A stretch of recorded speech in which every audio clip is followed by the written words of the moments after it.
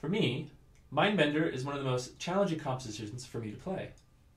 Unlike a lot of my other compositions, it doesn't have a single harmonic isolation.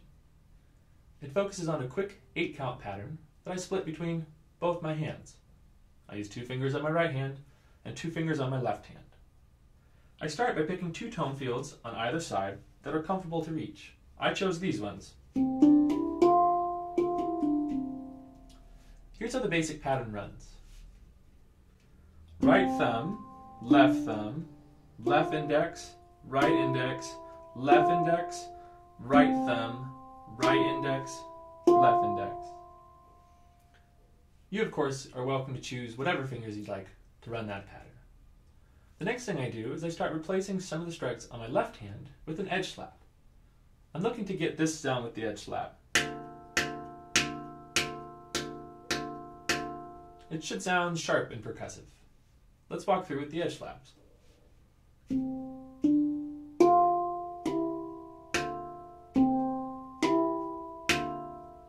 One more time.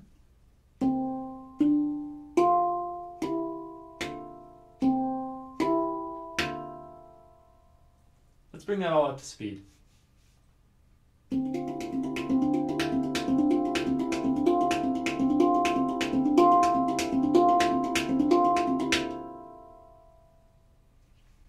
Next, I start replacing my first thumb strike on my right hand with a different tone field. I'm going to run a bass line, starting with the C, to the B flat, to the low A, finishing with the central note, the D. Together, with the edge slap and the running bass line, we get something like this.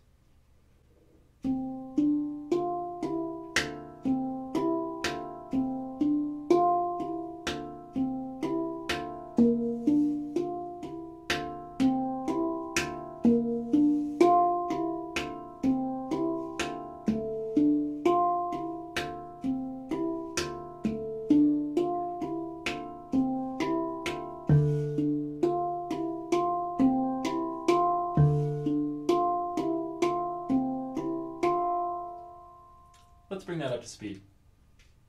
Now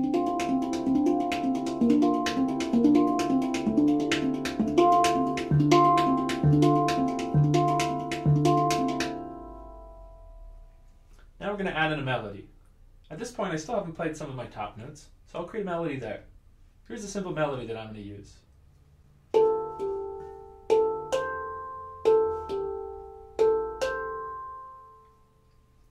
Now I'll replace the edge strikes with those melody notes. So I'll have a rhythm, a running bass line, and a melody all in one. Here we go slow.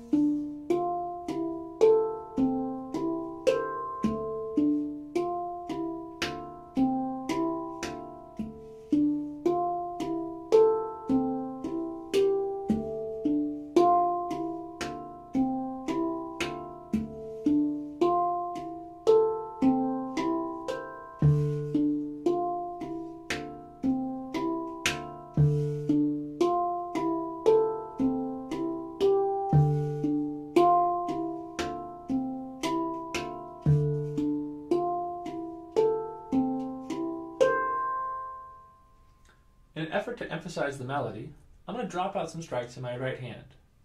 Here's a short example of what it looks like. Also, ghost noting is an option at this point.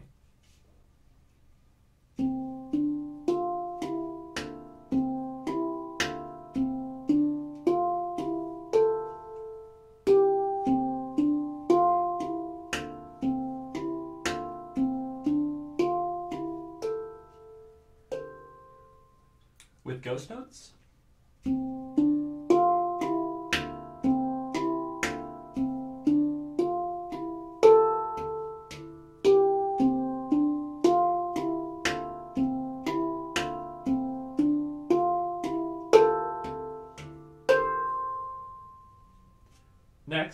take the same pattern and shift it around.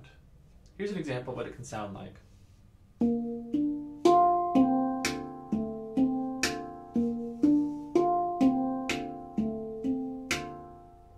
A little faster.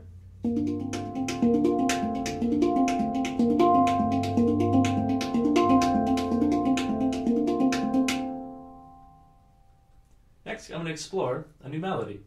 Here's the melody.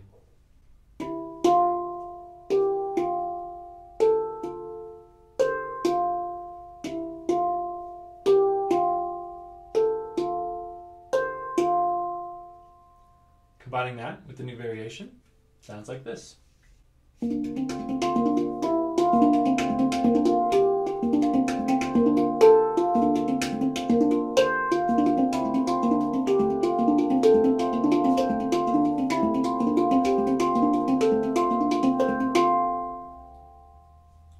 Up next is part 2 of the song. And to be honest, part 2 is my favorite part. But it's not as special without part 1. The reason being is because part 2 is going to be in a syncopated 6 count, meaning in the amount of time that we were in part 1 striking 8 counts, we're now going to be striking 6 counts. It should feel like you've downshifted a car and you're lurching as you let the clutch out. That's the given effect.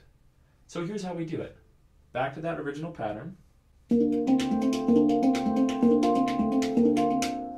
going to come off with a chord.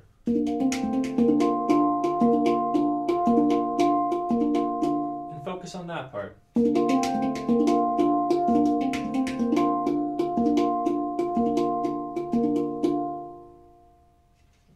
Now, it's a little bit hard to feel, and this is one of the main reasons I use the foot bells on this song. So you can feel that kind of downshift into the syncopated 6. Let's start with that 8 count with the foot bells, and we'll shift into a syncopated 6 count. Here we go.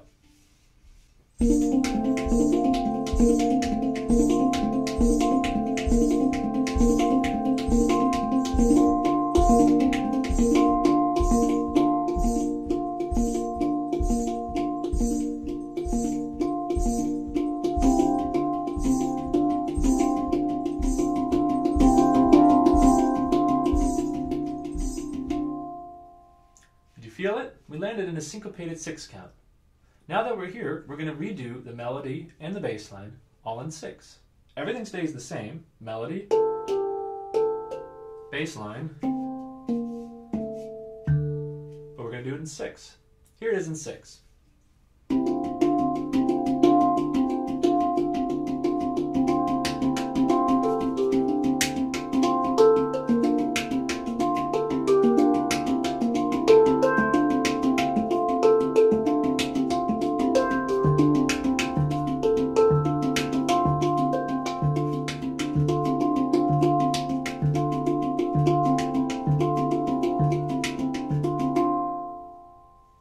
Now for a new melody.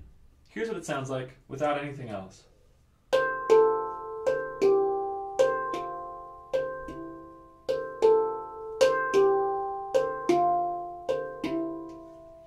In combination.